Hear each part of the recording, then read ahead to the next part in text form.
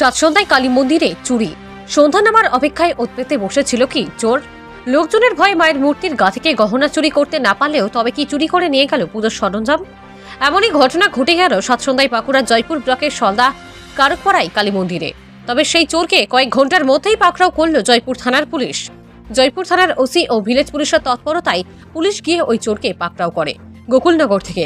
তবে চোরের বুদ্ধি দেখলে হতভম্ব হবেন আপনিও। মন্দিরে চুরি করে নিয়ে যাওয়া জিনিস লুকিয়ে রাখলো লেপের ভিতর।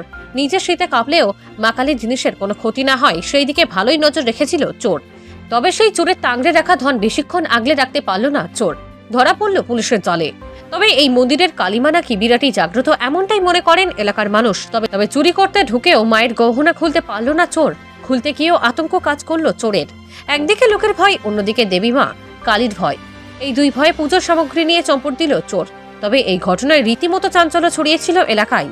এই ঘটনা ঘটার সাথে সাথেই খবর দেওয়া হয় জয়পুর থানার পুলিশকে। পুলিশ সাথে সাথেই ওই এলাকায় গিয়ে তদন্ত শুরু করে এবং চুরি হবার কয়েক ঘন্টার মধ্যেই চোরকে পাকড়াও করে জয়পুর থানায় নিয়ে আসে এবং জিজ্ঞাসাবাদ শুরু করে। কিভাবে ঘটল ঘটনা, কি বলছেন গ্রামের মানুষ, চলুন শোনাবো আপনাদের। আমি এই মন্দিরকে আসে একবার 10 মিনিটের মতো এখানে সেই বাসুর দোকানে গেছি। এসে দেখছি শিকল দেওয়া ছিল, শিকলটা খুলেছে, খুলে একটু আর কপারটা রয়েছে, ওই বাসনগুলি নিয়ে পালিয়ে গেছে। কি কি গেছে? আচ্ছা, কি কি গেছে বলতে কষাকুষি গেছে, 1 নম্বর, 2টো ঘন্টা গেছে, কষাকুষি গেছে, আর একটা ঘড়ি গেছে, আর তামার কুড়ি গেছে। কষাকুষি তামার কুড়ি, হ্যাঁ, আর 2টো ঘন্টা গেছে। গতকাল সন্ধ্যাবেলায় আমার মন্দির থেকে কিছু জিনিস চুরি হয়ে যায়। তারপরে পুলিশ তদন্ত করে চোরকে ধরে, যাকে সন্দেহ করেছিল তাকেই পেয়েছে।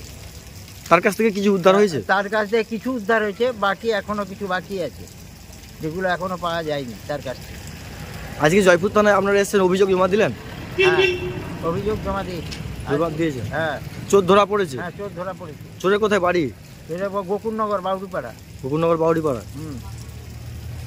আপনি কি ওই মন্দিরে কি করেন? আপনি কোন দায়িত্বে আছেন? আমি পুজো করি। আপনি পুজো করেন? হ্যাঁ।